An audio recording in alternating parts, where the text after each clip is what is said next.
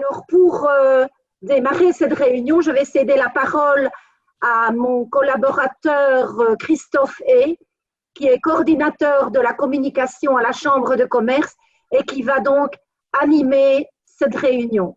Encore merci, à tout à l'heure. J'espère que tout va bien se passer. Donc voilà, pour rappel, donc on vous a demandé de couper chacun vos caméras pour plus de fluidité et qu'on voit bien les ministres quand ils s'expriment. Donc voilà, donc nous sommes particulièrement heureux de vous accueillir aujourd'hui en nombre. On aurait voulu pouvoir faire plus, mais ce n'était pas possible. Zoom ne permet pas d'aller au-delà des 100 personnes, ce qui est acquis. J'aurais juste 3 secondes, une petite pensée pour notre président qui est décédé tout au début de la crise et on pense à lui très fort aujourd'hui. Voilà. La Chambre, depuis le début de la crise, s'est attachée à aider, à accompagner les entreprises. Notre équipe, en tout cas, une bonne partie des conseillers s'est reconvertie dans une cellule qu'on a appelée une cellule de crise, coronavirus, avec des conseillers qui répondent à toutes vos questions, qui sont là sur le pont, qui essayent précisément de vous donner les renseignements utiles. C'est la raison pour laquelle on a eu des contacts nombreux et nourris avec les cabinets des différents ministres et qu'aujourd'hui, nous sommes particulièrement heureux d'accueillir le ministre Denis Ducarme, ministre fédéral des classes moyennes, des indépendants et des PME notamment, et Willy Borsu, vice-président de la Wallonie, par ailleurs ministre wallon de l'économie, chacun le sait, mais aussi du commerce extérieur, de la recherche et de l'innovation, entre autres. Notre équipe s'est attachée à faire des newsletters quotidiennes pour vous renseigner précisément sur ce qui sort, sur ce qui est dit et contrecarrer un petit peu ce qui parfois circule sur les réseaux sociaux. C'est la raison pour laquelle on a voulu aujourd'hui mettre en avant 2 ministres particulièrement qui pouvaient répondre à des questions précises que vont poser chacune des entreprises. Dès avant ça, on va leur laisser la parole chacun une dizaine de minutes pour pouvoir expliquer un petit peu, voire un quart d'heure, pouvoir expliquer un petit peu ce qu'il en est de la situation. Et puis, dans un deuxième temps, nous passerons aux questions. Donc, j'ai collationné toutes vos questions. Si des questions venaient à faire jour pendant la discussion, vous pouvez me les envoyer en conversation privée, Christophe. Donc, vous allez donc converser et vous mettez mon nom, je regarderai, j'essaierai de prendre note. Cela étant, nous avons déjà quand même pas mal de questions, donc je ne suis pas sûr que nous pourrons en ajouter d'autres. On verra bien. L'idée, c'est que l'on redonne les questions qui n'auraient pas été traitées aux ministres de façon à ce qu'ils puissent les dispatcher auprès de leur propre cabinet pour que des réponses vous reviennent, on espère, sous 48 heures. Mais là, on verra avec les 2 ministres. Donc voilà, je donne directement la parole maintenant à l'un ou à l'autre. Je ne sais pas qui veut prendre la parole d'abord. Denis. Monsieur Ducarme? C'est comme vous voulez. Bonjour Willy. Bonjour à tous. Je vais essayer d'être bref. La volonté que vous avez exprimée, et je vous en remercie au niveau de la Chambre, étant justement qu'on puisse aller dans le concret plutôt que de se situer dans un speech politique, ce qui n'est pas du tout l'objet. Dans le concret, ça veut dire essayer de répondre le plus concrètement, le plus efficacement possible, et le plus rapidement possible à vos questions. Donc, en effet, comme vous l'avez indiqué, cher monsieur, là où on ne vous donnerait pas la réponse dans la foulée, eh bien, mon équipe reviendra vers vous dans la journée ou début de journée demain, afin de vous donner une réponse précise pour ce qui devrait être précisé. Donc, d'emblée, rapidement vous dire que on ne peut pas parler de manière normale de ce que vous traversez. On vous a, pour des raisons impérieuses de santé publique, de protection des Belges et de la santé des Belges au sens large, on vous a demandé d'arrêter de travailler. Et donc, c'est évidemment inédit, mais c'est surtout douloureux. Et c'est surtout inquiétant pour un certain nombre d'entre vous. Donc, les mesures que nous avons prises au niveau du gouvernement fédéral, et Willy parlera des mesures qu'il a portées au niveau régionales. Parfois, il a dû les porter avec muscle pour qu'elles passent à certains moments. Vous devez savoir que Willy et moi, on se parle aussi tous les 2-3 jours au téléphone. Et qu'on veille autant que possible à coordonner notre action en faveur des PME et des indépendants. Sur le plan fédéral, j'ai pu mettre en place un droit passerelle renforcé, vous le savez. 350 000 indépendants ont fait la demande, il y a 2,5% de refus. C'est évidemment un montant qui n'est pas extrêmement important au vu du revenu de certains avant la crise, mais c'est tout de même 1 300 €. Et c'est 100 avec charge de famille, c'est surtout un revenu mensuel. Donc ça se répète tous les mois et c'est surtout cumulable avec les primes régionales. Des primes régionales que le fédéral a voulu parfaitement défiscaliser. L'idée étant naturellement de ne pas aller prélever de l'impôt sur une aide qui était produite au départ des régions. Vous savez que le droit passerelle était prévu initialement pour mars et avril.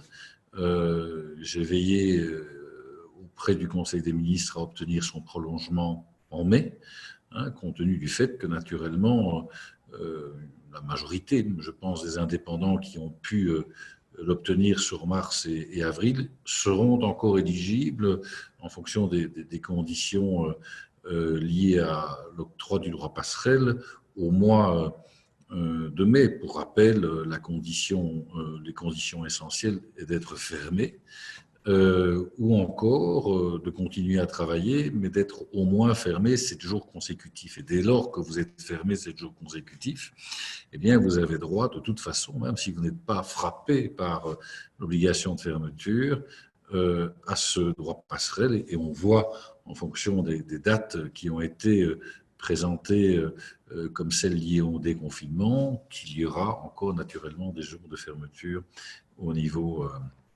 de mai. Une autre mesure importante que nous avons prise, et j'attire votre attention sur celle-ci parce que 150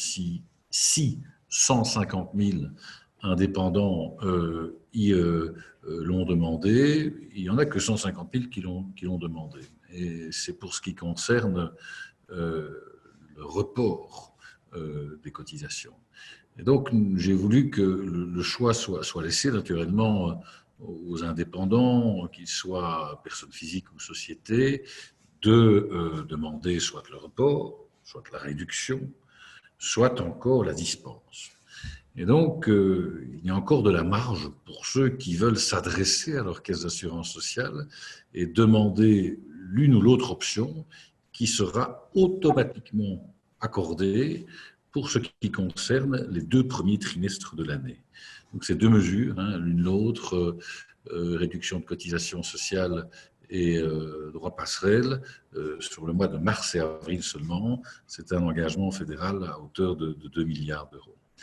Il y a évidemment les mesures que nous avons prises également par rapport au report des taxes fédérales, qu'elles soient liées à l'ONSS, TVA, ISOC, impôt des personnes physiques, un report naturellement sans majoration. Je pense que ça a été parfaitement enregistré par les PME et les indépendants. Je ne vois pas de soucis administratifs qui me reviennent dans ce cadre-là à ce jour, mais si vous avez des questions, je peux également tenter d'y répondre.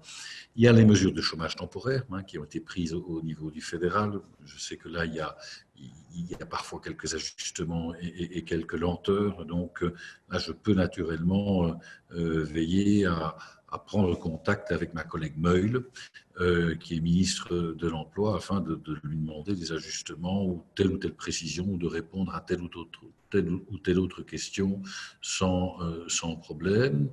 Et puis, il y a la cour bancaire. Et là, il y a un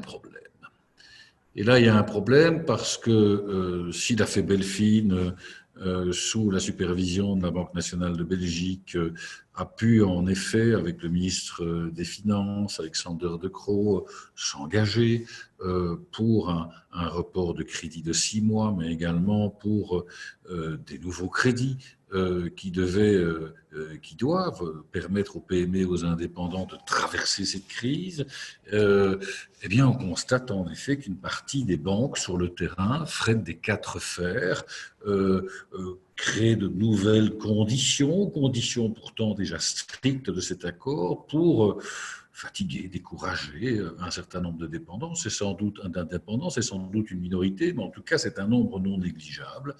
Et moi, je ne suis pas d'accord avec l'attitude d'un certain nombre de banques à ce sujet. C'est pour cette raison que j'ai demandé. Je dois m'interrompre, c'est le Premier ministre. Je reprendrai tout à l'heure. Excusez-moi.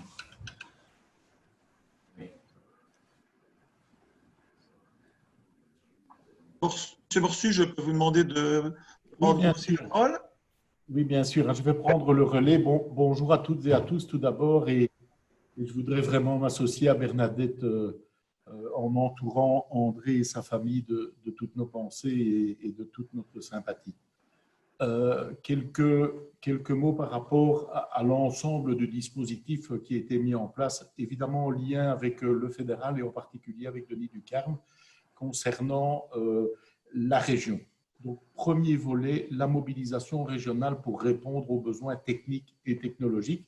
Ça concerne notamment la production de masques, la décontamination chez nous de masques. Nous avons rassemblé les clusters, les entreprises, les centres de recherche pour pouvoir être en capacité, on y reviendra, de répondre aux besoins d'un certain nombre de produits absolument indispensables pour les hôpitaux, pour toutes celles et ceux qui, en première ligne, combattent la maladie, aussi dans les maisons de repos, etc. Premier volet. Deuxième volet, alors, c'est le soutien à celles et ceux qui, immédiatement après, ont un rôle essentiel. Par exemple, en matière de tests, on va tester, parfois double tester, c'est-à-dire tester si on est immunisé et tester si on n'est pas porteur de la maladie. Et par ailleurs, des recherches se font en Wallonie concernant le vaccin ou concernant le traitement thérapeutique précoce de la maladie. C'est trop tôt pour en parler, mais le volet pharma, biotechnologie en Wallonie, c'est une réalité importante. Et donc, dans ce couloir de travail, on s'est vraiment très, très fortement mobilisé pour apporter, évidemment, rapidement et à terme des réponses à cette maladie incroyablement dévastatrice. Je rappelle, plus de 200 000 morts dans le monde, plus de 7 000 rien qu'en Belgique. Le troisième volet, c'est alors le volet soutien aux entreprises, aux indépendants. Plusieurs aspects dans ce volet.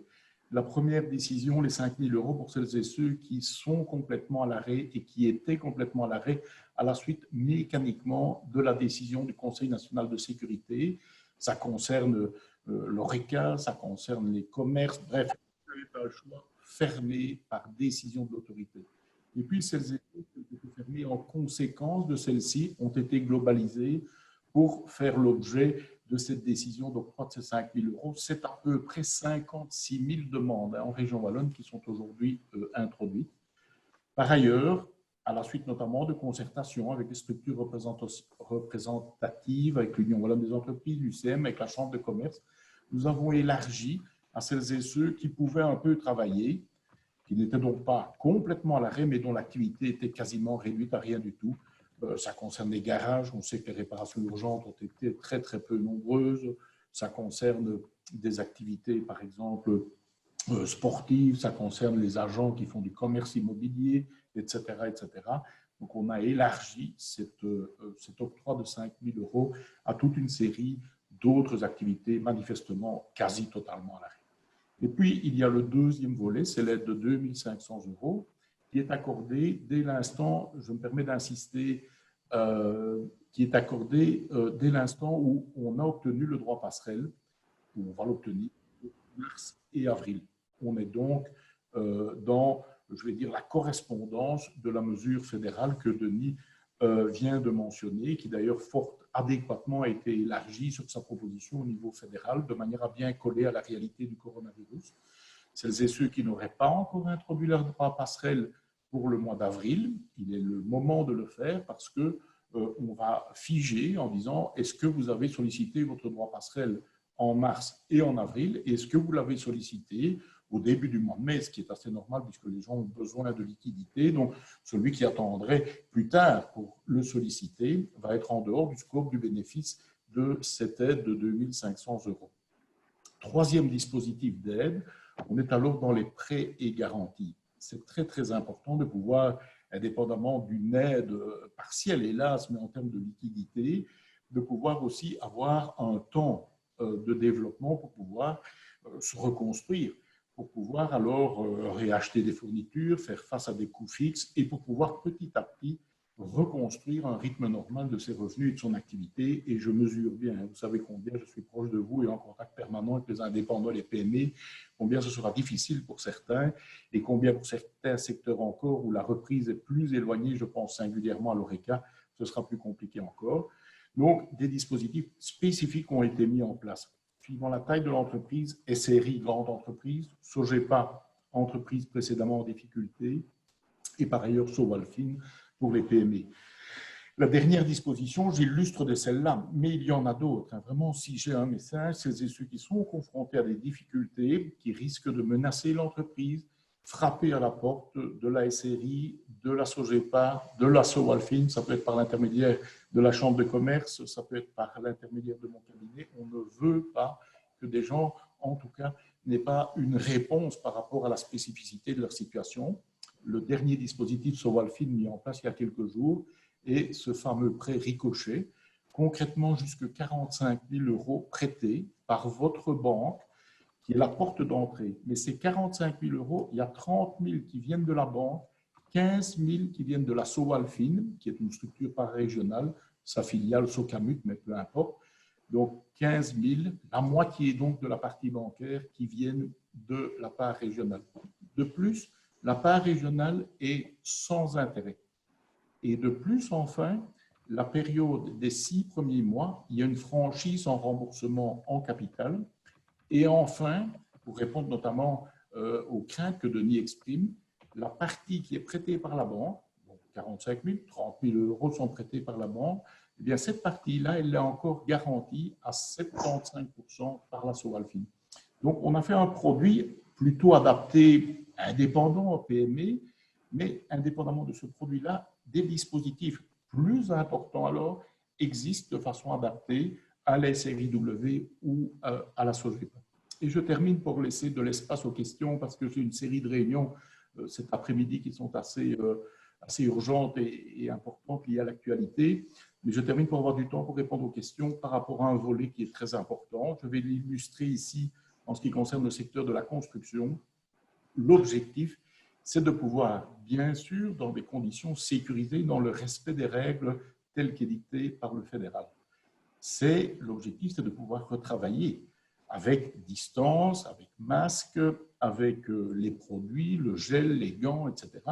Mais pour cela, il faut que la machine publique retourne. Exemple concret dans la construction, il faut que les permis soient à nouveau délivrés, que la commission des recours fonctionne. La commission des recours sur les permis d'urbanisme refonctionne en vidéoconférence de façon non interrompue depuis mercredi de la semaine dernière. La suspension des délais de rigueur dans la construction, j'ai bataillé pour qu'elle soit limitée, cette suspension au maximum. C'est-à-dire concrètement, elle a été limitée au 30 avril, c'est-à-dire dans 2 jours maintenant, et les délais qui avaient été suspendus reprennent dès le 1er mai. Les communes ont fait passer le message, les villes, les intercommunales ont fait passer le message en disant, vous avez entendu la Première ministre qui a cité intercommunal, par exemple, le vendredi soir dans son propos. Le but, c'est que les sociétés, ORES, Société des eaux et autres intervenants puissent reprendre pour la construction. Un des enjeux majeurs, j'insiste toujours en respectant principe de précaution, la santé des travailleurs, la santé des équipes, des dirigeants. Le principe est que l'organisation, la machine économique puisse reprendre et évidemment que les administrations, les différents interlocuteurs publics et parapublics soient à la hauteur. Nous avons prévu de suspendre toute une série de délais. On a demandé au personnel de reporter leur projet.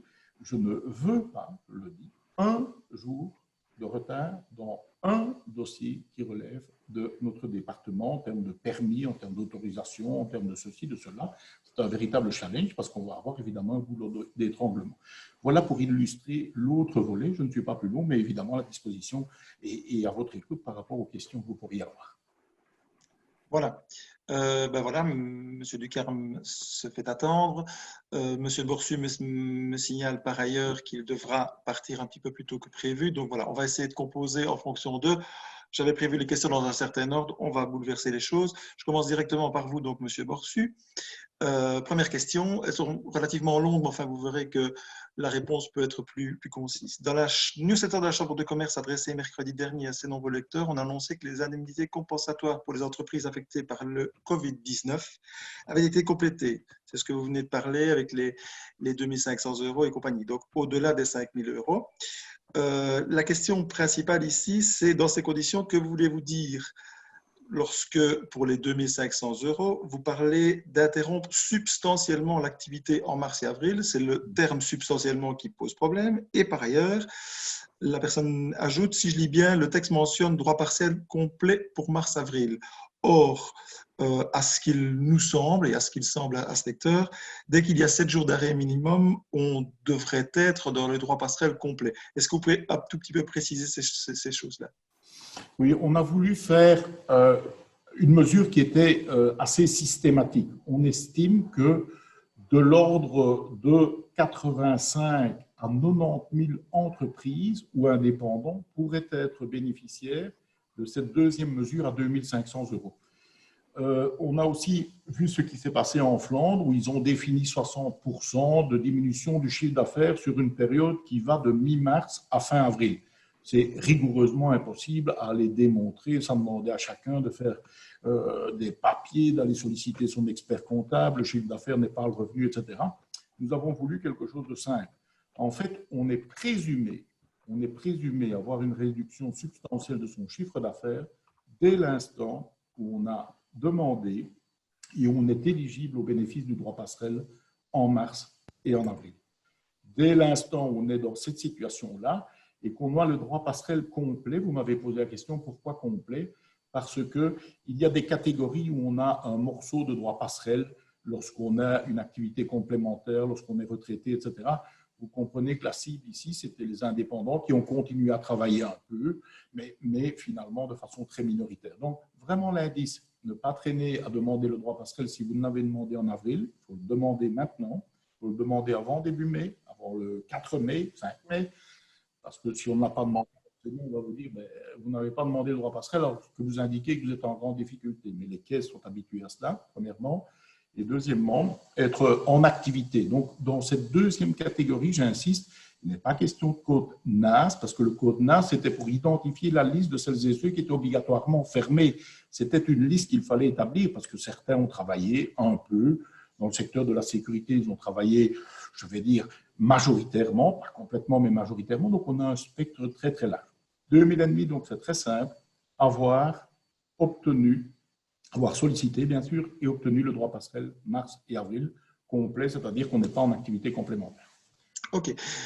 Par ailleurs, petite question annexe qui me vient maintenant en direct et que l'on s'est souvent posée et que je m'étonnais d'ailleurs qu'il n'était pas parmi les questions.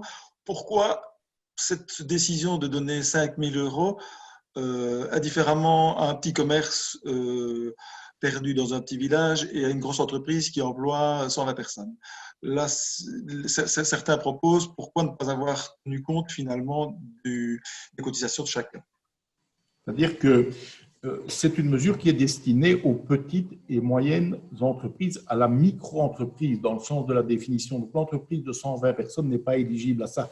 C'est l'indépendant ou la petite entreprise, c'est-à-dire dans la définition jusqu'à 50 personnes maximum. Donc, le cas de la grande entreprise, ce n'est pas les 5 000 € qui vont constituer pour elle, bien sûr, si c'est de l'argent. On est bien d'accord. La solution, les grandes entreprises, c'est plutôt la SRIW, des institutions, des organes qui sont tous des organes financiers ou wallons, qui sont à disposition pour répondre. Et on a aujourd'hui plus de 500 demandes d'entreprises. Je ne parle pas ici des aides de 5 000 ou de 2 500 €. On a plus de 500 demandes d'entreprises qui sont confrontées à des difficultés importantes et qui frappent à la porte des organismes régionaux pour structurer une réponse de cette nature-là. Alors, pourquoi ne pas avoir fait quelque chose d'échelonné en disant, voilà, moi j'emploie une personne, j'ai droit à ça, moi j'ai un chiffre d'affaires d'autant, j'ai droit à ça, j'ai une activité de tel palier. Vous imaginez il y a en région wallonne 306 000 indépendants, par exemple. Si on doit faire un canevas avec des échelles, des étapes, des vérifications, etc., c'est un dispositif qui va prendre alors, en termes d'analyse, des mois. J'observe que ni la Flandre ni Bruxelles n'ont enclenché dans une structure qui serait alors avec X paliers de situation, X paliers de primes d'organisation. OK. Dans la même lignée, hein, je comptais alterner, mais continuons avec vous. Monsieur le ministre, je m'inquiète en parcourant les mesures wallonnes, parlant ici du pré-ricochet. Mon attention a surtout été retenue par la phrase qui disait que seuls les 5000 premiers dossiers pourraient être pris en compte. Bon, tu passes devant tout le monde. J'imagine que c'est une question de budget alloué à la mesure, oui, et que 5000 dossiers seulement seront éligibles pour rentrer dans les budgets alloués. Alors la question, qui est un petit peu comique, mais pas tant que ça en fait, une entreprise n'en voudrait donc pas une autre? J'ai peur d'une forme de loterie, ou pire, je laisse la personne penser ce qu'elle pense, une sorte de clientélisme, voire un choix des bons dossiers. C'est-à-dire qu'il y aurait des gens qui seraient quelque part à la Sawalfine et qui décideraient tel dossier, on va le soutenir, et tel dossier, c'est peine perdue, donc tant pis, j'abandonne. Ici, la personne se dit, moi j'ai un investissement conséquent à faire prochainement à B, je m'inquiète. Oui, je tiens vraiment à être tout à fait rassurant à cet égard. Donc, on a prévu 5000, c'est la voilure actuelle. Il est toujours très difficile d'estimer combien d'entreprises vont solliciter la mesure. S'il y en a plus, pas de problème. Monsieur Di Bartolomeo, qui est le CIO de la Sawalfine avec qui je m'entretenais hier, nous avons déjà prévu la voilure pour dépasser les 5000 s'il y a plus de demandes. Ne soyez pas inquiets à cet égard. 2, la porte d'entrée est la banque. Et c'est ce qu'on appelle un prêt subordonné, en ce sens qu'il y a un accord cadre en l'espèce entre la Sawalfine pour le compte de la région wallonne et la banque. Dès l'instant où la banque dit OK, automatiquement la partie Sawalfine est OK. Et donc, rassurez-vous, il n'y en aura pas pour un et pas pour l'autre, ou pour l'autre et pas pour un. Le but est de répondre aux besoins des entreprises. Si vous entendez, si je vois qu'on arrive à 4800, 4900 demandes, on structurera le palier supplémentaire pour faire face aux demandes supplémentaires. Mon objectif est évidemment, on parle ici déjà peut-être partiellement de solvabilité. Vous connaissez les analyses économiques, je suis très mobilisé aussi pour qu'on puisse permettre les conditions de reprise, non seulement administratives, en termes d'investissement, mais aussi en termes de solvabilité, c'est-à-dire en termes de moyens pour l'entreprise repartir avec ses commandes, avec ses fournitures, avec ce dont elle a besoin pour pouvoir réactiver, si je puis dire, son business. OK. On était sur les banques. Revenons-y avec M. Ducarme qui est revenu. Vous parliez de l'accord Febelfin qui a un petit peu énervé pas mal de gens, tout en étant que ça en a rassuré d'autres. Est-ce que vous pouvez aller un peu plus loin dans l'explication que vous aviez entamée sur la Febelfin et les accords liés aux banques? Les excuses d'emblée, mais c'était important que je puisse répondre. Comme c'est important que je puisse répondre à votre question actuellement. Donc moi, ce que j'ai pu constater, en fonction des contacts que j'ai eus avec un certain nombre de responsables de PME, d'indépendants, c'est qu'il y avait dans le chef d'un certain nombre d'agences vraiment la volonté de retarder les accords, de balader les clients d'un collaborateur à l'autre, demander l'attestation du droit passerelle, par exemple, qui n'est pas prévu dans l'accord comme une condition, de demander également des cautions personnelles, des cautions et des garanties qui ne sont pas prévues dans l'accord, par exemple, et d'autres difficultés de cet ordre-là.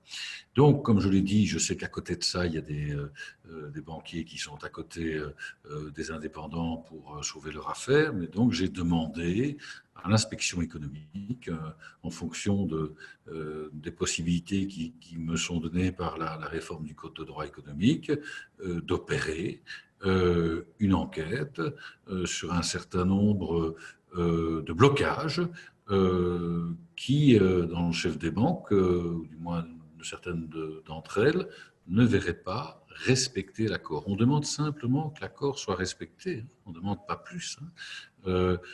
C'est un accord qui est déjà strict, et donc il y aura une enquête de l'inspection économique.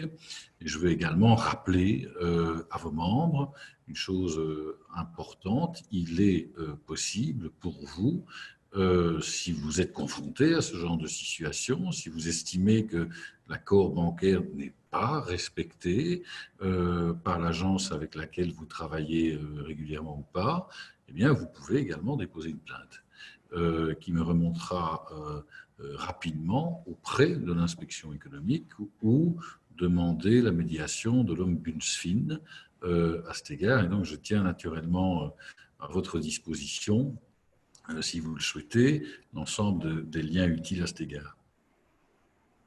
Ok. Ben, peut-être reprendre la question qui était la question de base de départ, avant d'entrer dans le plus spécifique. C'était une question finalement qui s'adresse aux deux ministres.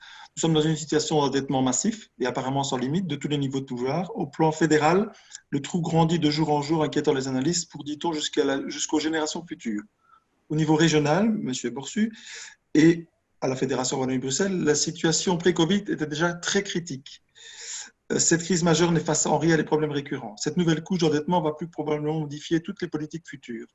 Est-ce qu'aujourd'hui, vous avez déjà une sorte d'analyse, ou êtes-vous toujours trop dans la crise pour pouvoir analyser? Mais à chaud, est-ce qu'on peut dire quelque chose à ce sujet-là? Monsieur Ducarme ou monsieur... Vas-y, Denis, je t'en prie. Ce que je peux vous dire, c'est qu'on n'a pas le choix. Il faut naturellement que l'État fédéral ou que les régions apportent son soutien aux différents opérateurs économiques. Et donc, c'est vrai que tout ce soutien a un impact sur les budgets et notre politique budgétaire. Mais imaginez, alors que c'est déjà compliqué aujourd'hui pour un certain nombre de PME et d'indépendants, que nous n'ayons pas, comme c'est le cas dans d'autres pays, de droit passerelle, que nous n'ayons pas les initiatives qui ont été prises au niveau des régions par rapport aux primes régionales. Simplement, ça sera plus dur après.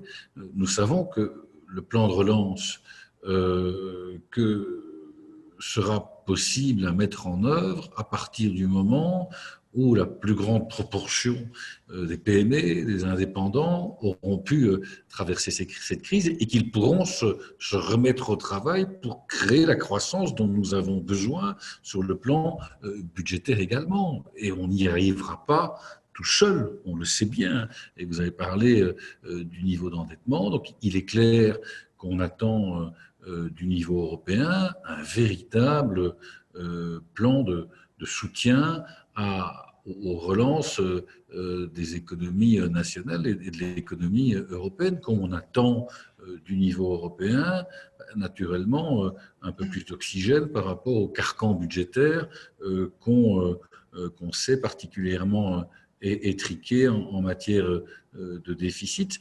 On doit revoir nos paradigmes. Il est évident qu'on se retrouve dans une situation où il va falloir reconstruire, et on est en effet en train de creuser nos politiques budgétaires, mais on se doit naturellement d'injecter des moyens dans notre économie pour soutenir nos opérateurs économiques, pour soutenir également le pouvoir d'achat des salariés. C'est ça qui fait que l'économie ne s'arrête pas complètement aujourd'hui. Et c'est dans ce sens-là aussi où nous devons prévoir un déconfinement qui puisse être compatible avec les exigences de santé publique. Ça sera tout l'effort qui sera à rencontrer et cette articulation de deux priorités essentielles qui devront être rencontrées dans les jours qui viennent. Dans ce sens-là, une question posée est de cet ordre. Ne serait-il pas intéressant de prévoir un mécanisme avec le ministère de la Justice, par exemple, qui permettrait de ne pas pouvoir déclarer une faillite qui aurait pour origine la fameuse crise du Covid-19? Ben, c'est fait. Hein, donc, j'ai pu, avec le collègue Gates, prendre la disposition du moratoire sur les faillites, qui est également du moratoire sur les saisies, qui est entré en vigueur ce week-end et qui court jusqu'au 17 mai. Et si je l'ai fait, c'est évidemment en fonction de contacts avec le monde juridique, mais également les magistrats, comme les présidents des tribunaux d'entreprise qui se retrouvaient dans une situation où les audiences n'étaient plus possibles, où l'aveu de faillite n'était plus possible. On sait que dans un certain cas, c'est une obligation, et donc qu'il y a un risque évidemment pour de responsabilité financière sur les deniers, on va dire privés, hein, de l'indépendance si l'aveu de faillite n'est pas produit. Donc il y avait cette impossibilité dans un certain nombre de cas parce qu'il y avait des tribunaux d'entreprise qui avaient trouvé les moyens de fonctionner, d'autres qui ne se réunissaient plus du tout. Il y avait une insécurité juridique et par ailleurs, pour ce qui concerne les saisies, elles continuaient, se poursuivaient. Hein, donc vous ne pouviez pas faire aveu de faillite, mais vous continuez à être saisi. Donc il a fallu prendre les dispositions que nous avons prises et par ailleurs, pour vous dire la réalité, il y a des chantiers qui continuent. On a mis en place un groupe de travail pour également travailler à la question des procédures de réorganisation judiciaire, hein, parce qu'il y en aura. Il y en aura. Il y a un moment donné où ce gel des procédures de faillite que nous avons mises en œuvre, ben, ça va s'arrêter.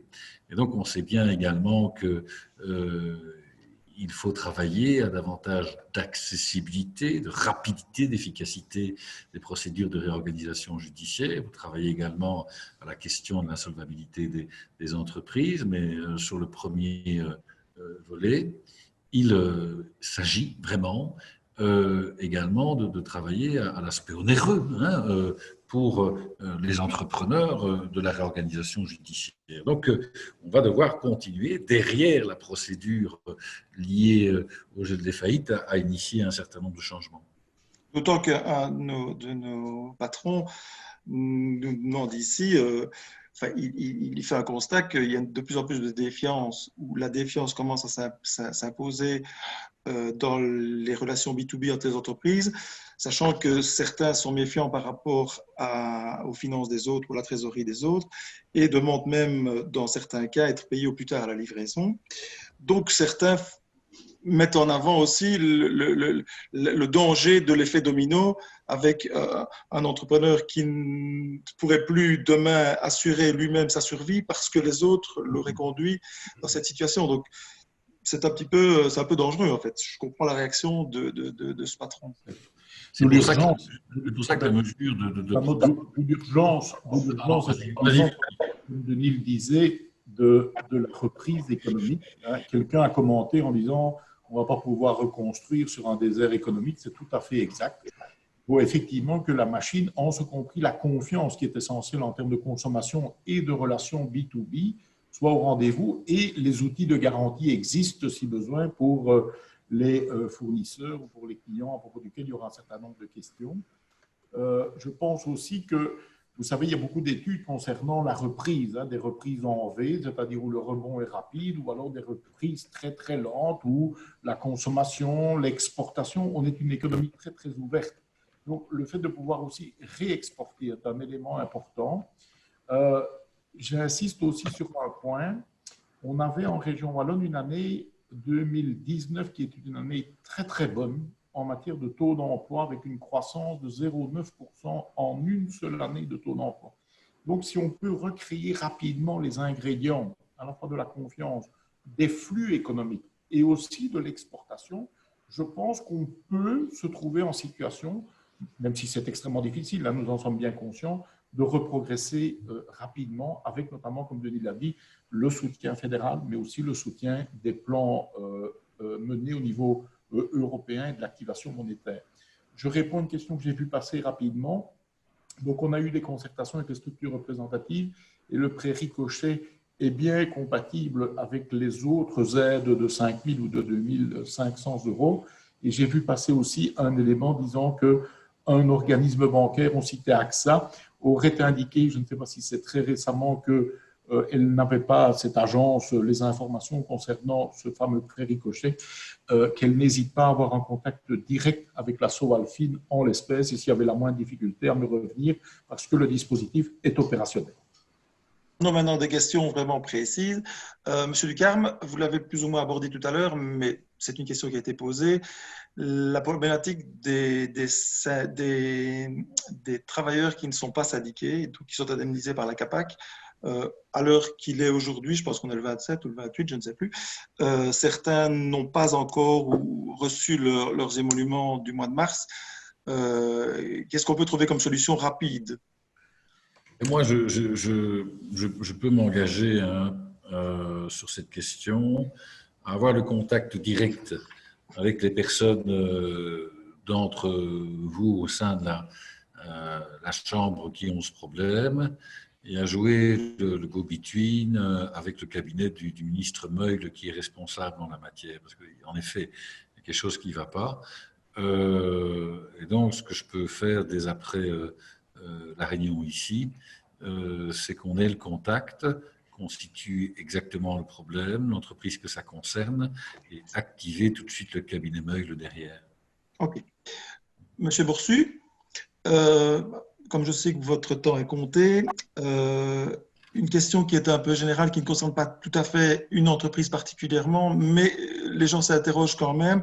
Comment la région Wallonne justifie-t-elle l'attribution de subsides visant à soutenir le développement d'équipements permettant de décontaminer en masse les masques à une entreprise qui n'a pas ou peu d'expérience dans le domaine? En fait, il y a deux entreprises, une à Sine et une à Marche, vous le savez, qui étaient en lice, et finalement, c'est une troisième qui a été choisie. Ça étonne. Dans la foulée, comme ça je groupe, certains s'étonnent du fait que nous avons besoin de masques. Pourquoi les acheter dans un pays tiers quand les entreprises belges en proposent? Et pourquoi les autorités passent-elles des accords avec de grandes sociétés hors Belgique alors que des entreprises locales pourraient en produire? Moi, je vous avoue que je lis. En fait, donc, notons tout d'abord qu'il y a différentes catégories de masques. Il y a le masque chirurgical que l'on observe le plus souvent, notamment porté par les infirmiers, infirmières, etc. Il y a le masque FFP2 qui est un masque, entre guillemets, d'un plus haut standard, d'une plus haute performance que l'on porte pour les actes qui sont vraiment intrusifs par rapport à des personnes qui sont porteuses du virus. Et puis, il y a les masques de confort, si je puis dire, qui ont une performance telle qu'on en voit dans les rues, de tissus ou d'autres matières encore qui protègent les autres des rejets que vous pourriez diffuser si vous êtes porteur du virus. En fait, il y a une pénurie mondiale de masques, je parle des chirurgicaux et des FFP2. Le monde entier cherche des masques et les sources d'approvisionnement des masques sont limitées. C'est la raison pour laquelle chacun, en Belgique, mais aussi ailleurs, a tenté de passer des marchés pour avoir des quantités suffisantes. Je rappelle qu'il faut des millions de masques. Il en faut plusieurs par jour pour certains professionnels. Il en faut très régulièrement pour les personnes aussi dans d'autres situations. Et le grand public est aussi demandeur de ce type de masques. C'est la raison pour laquelle nous avons, il y a déjà un mois de cela, lancé un appel en disant est-ce que nous avons en Wallonie des gens susceptibles à la fois d'assurer des volumes dans des délais courts et d'avoir accès aux matières premières. Les matières premières venant aussi, pour l'essentiel, des pays asiatiques ou d'autres parties du monde. Parce que si on n'a pas et la capacité, et le volume, et les matières premières, et un délai opérationnel, très vite, on se retrouve dans un goulot d'étranglement. C'est ainsi que nous avons constitué Newco, donc une filiale juridique, 49% en région Wallonne et 51% avec Deltrian, qui a une expérience industrielle. Deltrian dans le Hainaut, ce ne sont pas des novices, si je peux dire, en matière de production industrielle. Ceci dit, toutes les autres initiatives en parallèle, je les soutiens, je les encourage, et si nous pouvons les aider à la région Wallonne, nous sommes évidemment totalement d'accord. J'ai vu ces initiatives à Sydney et à Marche, bravo, il y en a d'autres aussi, il y en a dans le nord du pays. Pourquoi? Parce que l'on va avoir besoin, on va continuer à avoir besoin de masques.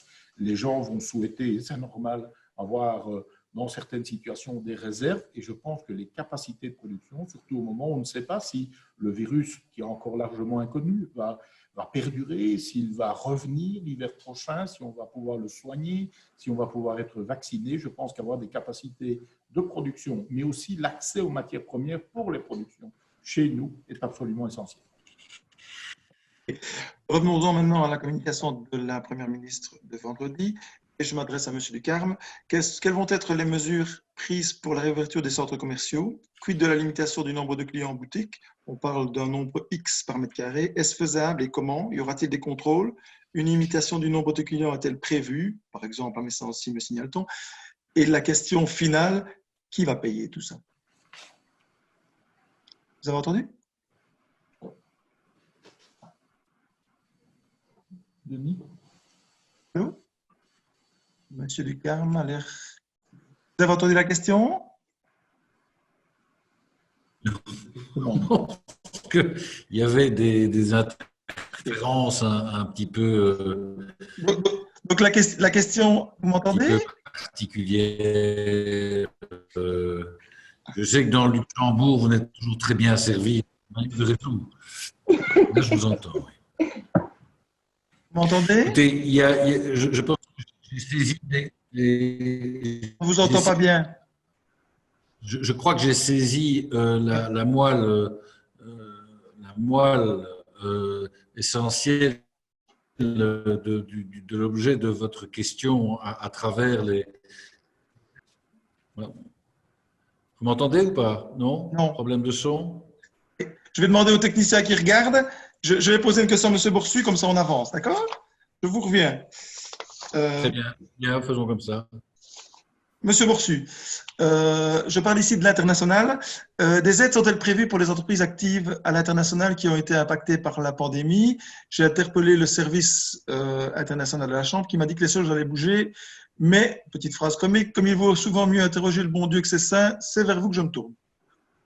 Je ne sais pas qui est le bon Dieu, si c'est la Chambre de commerce et les saints sont à Namur au cabinet ministériel ou si c'est l'inverse, mais effectivement, donc, pour toutes les ceux qui participaient à des salons, hein, donc on a neutralisé, si je puis dire, les soutiens de manière à ce que les frais exposés ou le report d'une participation à un événement international, à une action d'exportation, etc., ne soient pas impactés, donc n'entraînent pas une diminution du soutien régional. Les chèques entreprises pour soutenir les participations à cela sont toujours activables et on a vraiment, en cette matière-là comme en d'autres, essayé, si je puis dire, de tenir compte des frais fixes exposés de manière à ce qu'on ne se trouve pas pénalisé parce qu'on avait tout engagé pour être présent à Francfort ou ailleurs à la faveur d'un événement ou dans un contact international.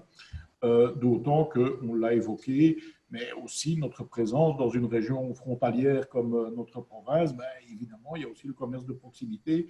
Donc, on essaie de tenir compte vraiment de tout ça dans le traitement des dossiers. S'il devait y avoir une situation particulière, n'hésitez pas à revenir soit vers notre administration de l'économie, vers l'AREX ou vers moi-même sans problème. Monsieur Ducarme, on peut revenir vers vous? Oui, moi, vous m'entendez maintenant ou pas? Oui, je vous entends très bien. Tant qu'à faire, vous pouvez allumer à nouveau vos caméras. Je pense que ça fonctionne. Monsieur Ducarme, quelles vont être les mesures prises pour la réouverture des centres commerciaux?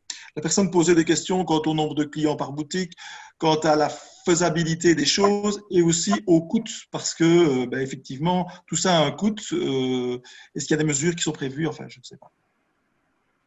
Donc, hein, comme vous le savez, Sophie Wilmès a mis en place un groupe qui s'appelle le GS, qui travaille sur les procédures de déconfinement. Ça veut dire que, en fonction du process lié à la réouverture des commerces, un certain nombre de mesures, justement, qui doivent articuler ces réouvertures avec les mesures de sécurité vont être proposées par ce groupe de travail. Et donc, il est en cours de travail sur ces questions. Ce qui doit être la priorité et l'objectif de ce groupe de travail, c'est de permettre la réouverture, en effet, sans qu'on ait des rassemblements, sans qu'on voit les gens s'agglutiner les uns sur les autres. Le micro est coupé.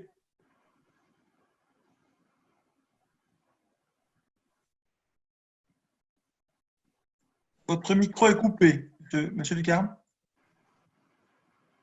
Oui, vous ne m'avez pas entendu alors? On n'a pas entendu la fin, on n'a pas entendu les 2 dernières phrases.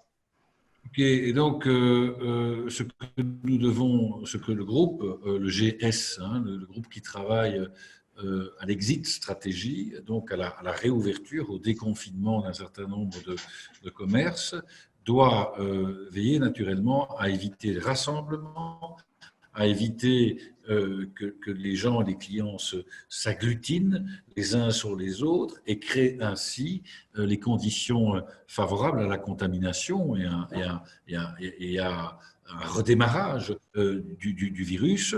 Et donc, le groupe de travail, secteur par secteur, parler des centres commerciaux, on pourrait même parler des piétonniers commerciaux, on parle de toute une série également de magasins, par exemple textiles, hein, puis du fait d'essayer un vêtement. Mais toutes ces conditions vont être présentées par le groupe de travail sur base également d'un échange et d'une concertation avec les différents secteurs et des organismes qui représentent les commerces comme Comeos, UCM et autres stakeholders. Donc tout ça est en préparation actuellement. Okay. Parlons maintenant chantier, parce qu'on a beaucoup d'entrepreneurs qui travaillent sur des chantiers. Alors, d'abord, je commence par une question globale. Où en est-on du protocole d'accord qui a été signé pour la reprise du travail dans le secteur de la construction? Et par ailleurs, j'ai des questions précises qui concernent, ça revient tout le temps dans les questions que nous avons sur le groupe coronavirus, c'est des questions liées au déplacement en camionnette, 2 personnes, 4 personnes, enfin, ça pose des problèmes. Il y a des policiers qui sont particulièrement zélés et qui jouent un peu aux Texans. Et donc, on se pose la question de savoir, il y a par ailleurs des entreprises qui ont mis en place des appareillages chez nous, des choses très, très bien faites. Et les entreprises ne savent pas très, très bien quelles sont les mesures réelles en camionnette, par exemple, mais plus globalement, quid du protocole d'accord des chantiers pour la construction? Moi, je vais être très franc avec vous. Hein. Le Conseil national de sécurité,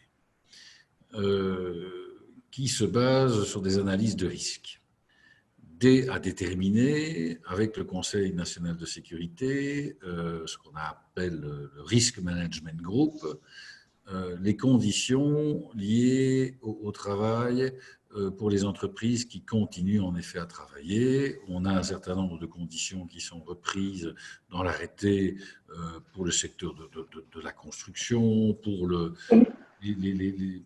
particulièrement les déplacements en camionnette, le fait d'être seul dans la camionnette, etc. Donc tout ça a été déterminé par le Conseil national de sécurité, par le centre de crise, par le ministre de l'Intérieur. Et donc, on ne m'a pas demandé mon avis en tant que ministre des PME et en tant que ministre des Indépendants sur les mesures sanitaires à prendre dans ce cadre-là. Donc moi, qu'est-ce que je fais par rapport à toutes ces situations? C'est recevoir un certain nombre de demandes de secteurs, d'entreprises, d'indépendants qui estiment que pour leur situation, c'est pas clair. Et donc, je transmets en effet aux experts les remarques, les questions. Et donc, par rapport aux questions et aux remarques qui sont celles de vos membres, encore une fois, je veux bien jouer les go-between et attirer l'attention sur les inquiétudes d'un certain nombre d'entrepreneurs, sur les mesures qu'il faudrait préciser dans le cadre du déconfinement et de la remise au travail. Mais je ne peux pas, parce que je ne suis pas habilité à le faire, m'exprimer à la place du CNS, dont je ne fais pas partie, Conseil national de sécurité, dont je ne fais pas partie. Donc, s'il y a des questions particulières sur la construction, s'il y a des questions particulières sur les déplacements, sur les règles barrières pour telle ou telle autre activité qui sont à respecter, encore une fois, je vous laisse mon email, je reviens vers vous très rapidement et je joue le go-between là où je peux jouer le go-between. Dans un certain nombre de cas, je suis allé au-delà simplement du fait de jouer l'intermédiaire quand je considère qu'un certain nombre de questions sont essentielles en effet et qu'on doit pouvoir y répondre simplement avec bon sens. Donc je me tiens à la disposition, mon équipe et moi-même, de la Chambre de commerce par rapport à ces questions particulières liées aux exigences sanitaires dans le cadre du travail d'un certain nombre de vos membres. Micro, Christophe. Ce sera le cas, par exemple, pour les chantiers dits habités qui posent problème dans le parachèvement et compagnie. Donc ça, je vais passer ces questions, on vous les soumettra, vous nous répondrez, ce sera plus simple. On peut reprendre peut-être une question un peu plus globale. Christophe, je te prie de m'excuser, mais comme convenu, j'avais prévu donc le segment jusqu'à 13 heures. Donc, vraiment un grand merci à toutes et à tous.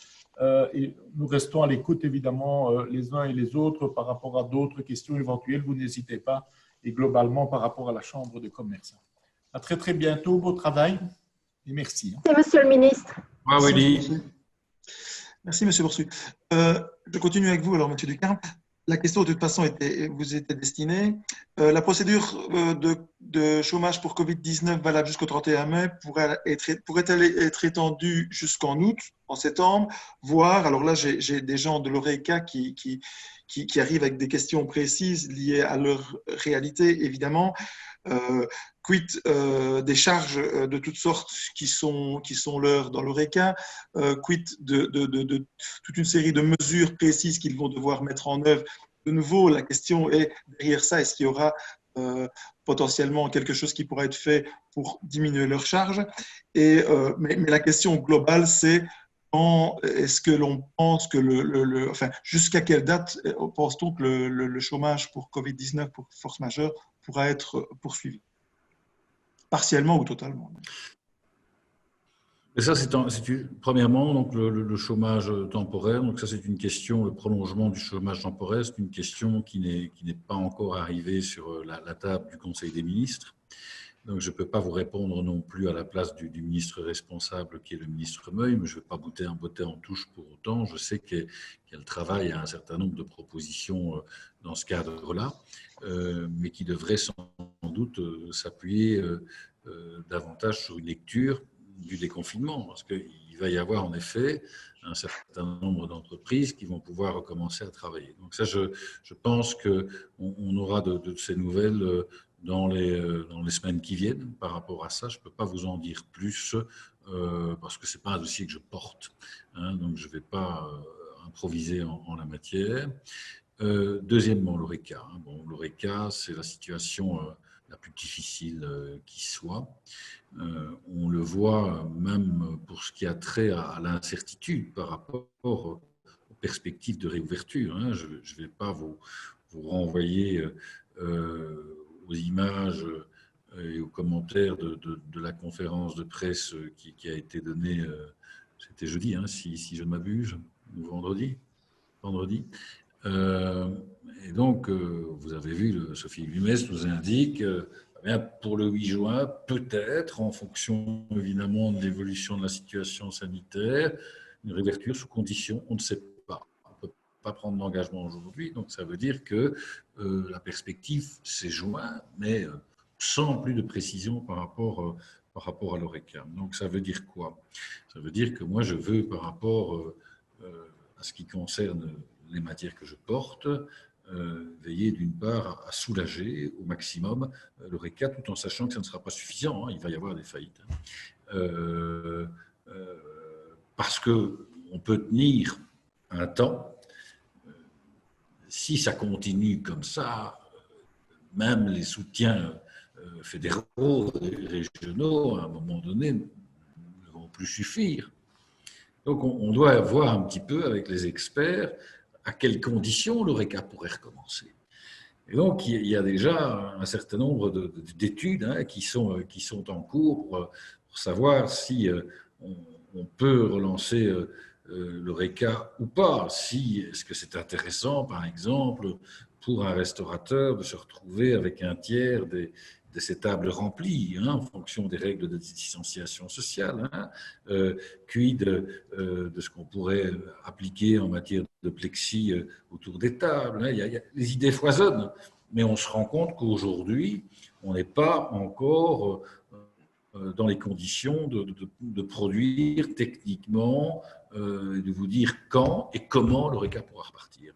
Donc ça veut dire que pour ce qui a trait à l'ORECA, certainement je demanderai qu'on puisse prolonger les mesures que moi j'ai pu prendre par rapport évidemment à d'autres dépenses, d'autres coûts. Par exemple, à l'AFSCA, je suis en train de négocier avec la Commission européenne une exonération des dépenses pour ce qui concerne l'ORECA.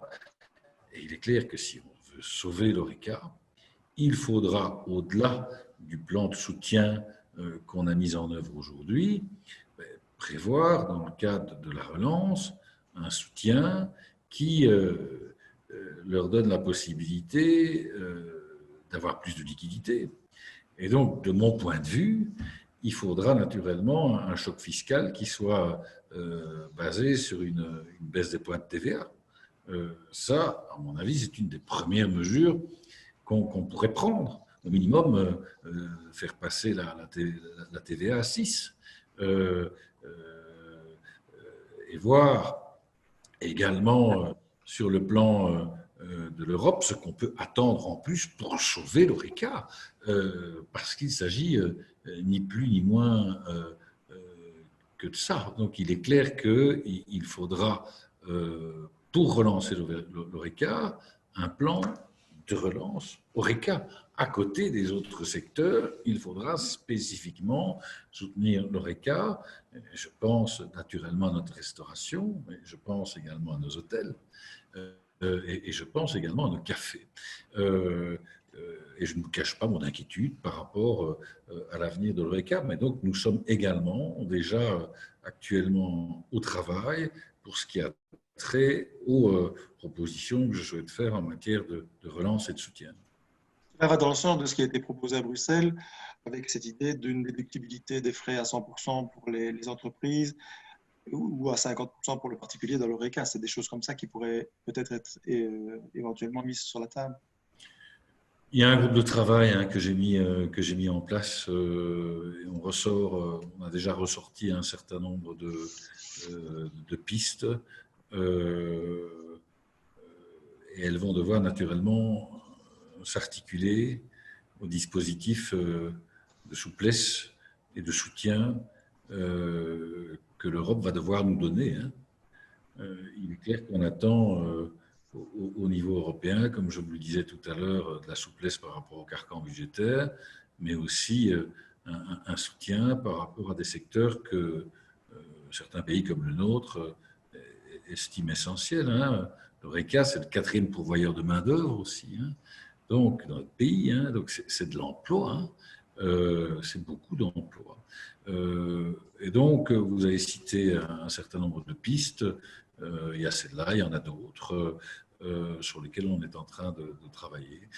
Même si aujourd'hui, à l'heure où je vous parle, même si il faut toujours anticiper en politique, comme quand on a un business, il faut anticiper.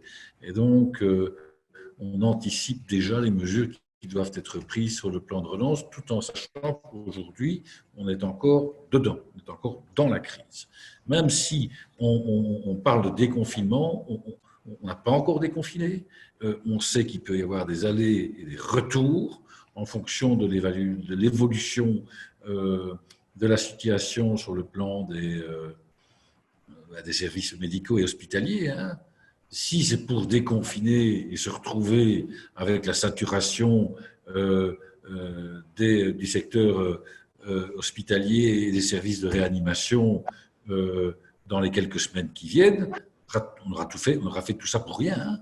Donc, il va falloir y aller, mais doucement, hein, et ne prendre aucun risque. Hein. Moi, je n'oppose pas économie et santé. Hein.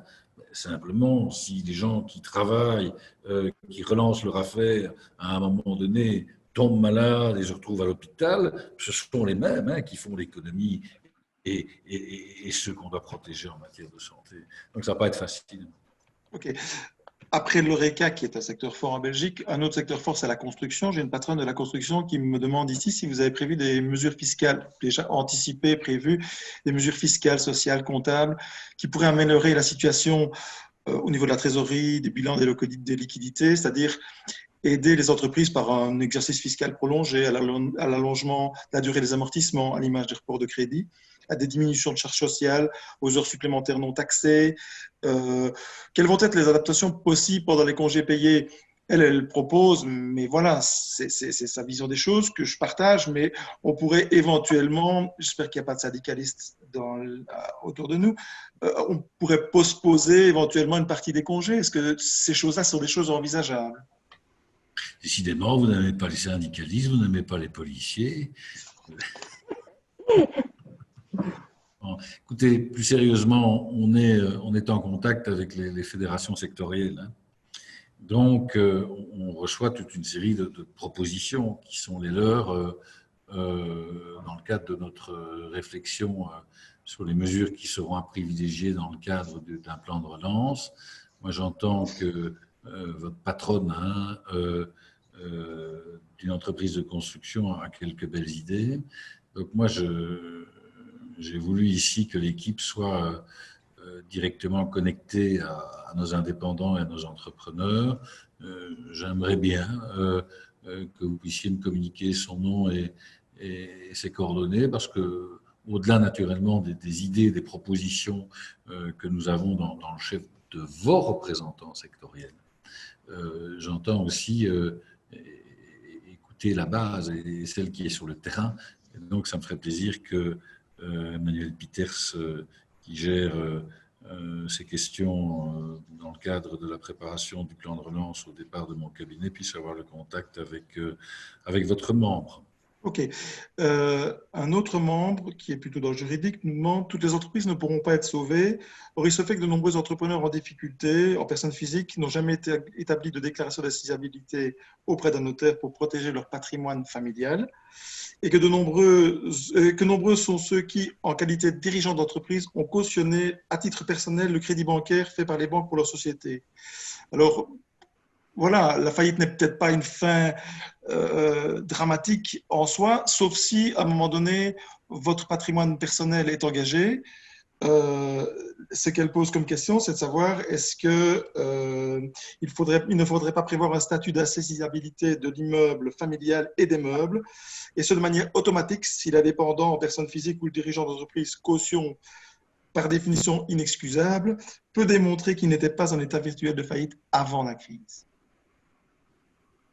C'est une vraie bonne question qui va au-delà réellement de la question du moratoire faillite pour les entreprises liées. Donc aujourd'hui, ils sont protégés jusqu'au 17 mai, puis de la démonstration qu'ils pourront faire en effet que c'est en effet la crise Covid-19 qui est responsable à un moment donné de leur situation, et dans les cas en effet, il n'y a pas de séparation. Pour dire simple, c'est une vraie question, et donc je vais voir dans le groupe de travail que nous avons avec Gaines sur toutes ces questions, procédure de réorganisation judiciaire, travail sur l'insolvabilité des entreprises, à mettre dans le scope ce qui est relevé par votre membre. Maintenant, pêle-mêle des questions très très précises. Un garagiste nous dit... je vais devoir aussi vous laisser. Hein. Ah, bon, vous avez encore 5 minutes? En fait, pas vraiment. On fait signe que je dois y aller, mais est-ce que c'est possible Je vous enverrai toutes les questions. Toutes les questions sont libellées, donc je vous les enverrai. J'y ajouterai les questions qui ont été posées pendant la session. Certaines j'ai pu prendre, d'autres pas. Donc je vais vous faire tout ça et je vous envoie tout ça vers 15 heures. À votre aise. Et surtout, ce que je veux vous dire, hein, c'est que j'entends qu'on reste connecté. C'est-à-dire que vous allez recevoir une adresse email. Hein, c'est Mathilde, tu donnes ton adresse email. Nous l'avons. Pardon? Nous l'avons, votre adresse. Vous l'avez. Vous avez de la vigueur pour me le dire, mais c'est comme ça, je l'ai bien entendu. Et donc, ça veut dire qu'au-delà des questions hein, que vous allez me soumettre, qui sont des questions particulières, qui méritent une réponse au cas par cas, je vous invite à continuer en fonction de la situation, de son évolution, des problèmes qui sont rencontrés ou des problèmes qui ne sont pas solutionnés. Et je suis très attentif à ce qui a été indiqué sur chômage temporaire, CAPAC, etc. Je trouve ça un peu… Donc, il y a parfois des choses assez graves qui se passent en termes de blocage sur le plan administratif. Eh bien, vous l'envoyez et on reste connecté. L'idée, c'est de ne pas uniquement avoir un échange one-shot comme ça, mais c'est de rester connecté à vos réalités, surtout à vos difficultés et vos problèmes, parce que la crise n'est pas finie, quoi. Eh bien, écoutez, il me reste à vous remercier. Donc, je vous enverrai tout cela et merci d'avoir pris de votre temps pour répondre aux entreprises de la province et principalement aux membres de la Chambre de commerce. Ça nous a fait plaisir et ça montre qu'il y a un lien direct entre la Chambre et les autorités, qu'elles soient fédérales ou régionales. J'aime beaucoup votre province, hein. J'aime beaucoup y venir, hein. J'aime beaucoup le Luxembourg. C'était d'autant avec d'autant plus de plaisir que j'ai pris le temps ici et j'espère qu'après tout ça, on se reverra bientôt dans les coins du Luxembourg que j'aime traverser également à vélo et à titre privé. Voilà. Merci, Monsieur le Ministre. Merci beaucoup. Merci beaucoup. Au revoir. Voilà, je vais bien sûr céder la parole à Bernadette pour la conclusion. Je voudrais juste dire que j'avais prévu près de 40 questions. Je suis franchement désolé pour les questions qui n'ont pu être posées. J'ai essayé d'adapter. C'est pas toujours simple de composer et quand on part dans des discussions fort intéressantes, de retomber à brûle pour point sur une question très très ciblée. Donc il n'y a pas de bonnes et de moins bonnes questions, rassurez-vous. Il y a des questions il y avait notamment une question économique qui était franchement très intéressante mais fort compliquée. Voilà, j'ai pas eu l'opportunité de la poser. Ce n'est pas grave, ces questions vont être retransmises à nos ministres, donc les cabinets vont les traiter, vous aurez les réponses.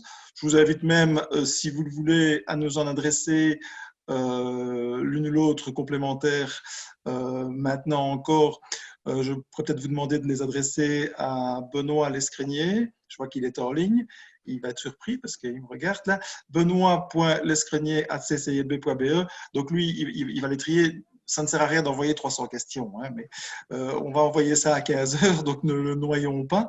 Mais l'idée, c'est que l'on reste en lien avec vous et que l'on vous permette de solutionner des problématiques précise parce que je conçois qu'il est compliqué pour vous. J'ai vu des interprétations entre le ou et le et dans le cadre du mars et avril. J'ai vu aussi des choses, j'ai appris que le prêt ricochet était compatible avec les 5 000 €, je ne le savais pas. Voilà, il y a une série de choses qui évoluent. Je vous avoue que, bon voilà, les ministres sont partis, on peut le dire. Je pense qu'ils composent aussi en fonction de la situation. Rien n'est simple, je pense que leur tâche est complexe comme la vôtre, comme la nôtre. Nous, on essaye d'être le filtre parce qu'on a des liens privilégiés, ben voilà, vous l'avez vu aujourd'hui, avec les autorités, que ce soit au niveau fédéral ou au niveau régional, et également au niveau provincial, puisque je vous rappelle que la directrice Bernadette fait partie de la cellule de crise provinciale avec le gouverneur. Ce soir, on sera encore en lien avec le gouverneur, donc voilà, on a des contacts réguliers, donc n'hésitez pas, dites-le même autour de vous, si d'autres entrepreneurs qui ne sont pas membres et qui désirent le devenir de la Chambre de commerce veulent poser des questions, on est là pour les aider et qu'il n'y a pas de bêtes questions. Je vous avoue que certains étaient un petit peu ennuyés au moment de poser leurs questions en me disant peut-être que ma question n'est pas importante. Il n'y a pas de questions qui ne sont pas importantes. Toute question mérite une réponse et sachez qu'ils sont 6 au quotidien derrière notre petite cellule coronavirus. Donc, je salue Benoît Lescrenier, Anne-Michel Barbette, je salue Jean-Paul Van Denet et je salue Sébastien Wagelmans ainsi que Renaud Brion. Donc, ils sont là au quotidien, ils répondent à vos questions, Fabrice Gourmet aussi, et Yannick Noiret est là aussi sur place à la Chambre de commerce. Donc, en fait, on est là pour répondre, pour aider, pour accompagner comme on le fait tout le temps. Moi, de mon côté, je vous adresse quasi quotidiennement une newsletter dans laquelle j'essaye d'informer sur des thématiques qui, de temps en temps, sont générales, de temps en temps, sont réactives par rapport à l'actualité et de temps en temps, sont ciblées. Si vous avez même des demandes, ben, n'hésitez pas. On fait ce qu'on peut. Le magazine Entreprendre aujourd'hui n'est pas vraiment encore dans les boîtes. Hélas, on ne sait pas de partout, mais on vous informe d'une autre façon. Je pense que c'est le rôle de la Chambre de commerce, c'est un rôle qu'on prend à bras le corps et que l'on se bat pour que vous soyez informés le mieux possible, parce que notre but demain, c'est que les 100 personnes qui sont là soient toujours là. Voilà, on ne le dira jamais assez. On a parlé d'effet domino, on a parlé de faillite. Voilà, on va faire tout ce qu'il peut être fait pour aider les entreprises. Et alors, voilà, au départ, je souriais de lire « Porte-toi bien, prends soin de toi ». Je pense que le ministre l'a bien résumé. C'était une de mes dernières questions qui avait été posée, je ne sais plus par qui, mais quid d'un retour potentiel des choses. C'est vrai que à quoi bon reconstruire l'économie si on est malade et si les choses repartent demain. Donc, il faut que les choses aillent ensemble, il faut que de concert, d'un point de vue sanitaire, on soit efficace et que d'un point de vue économique, on soit bon. Voilà.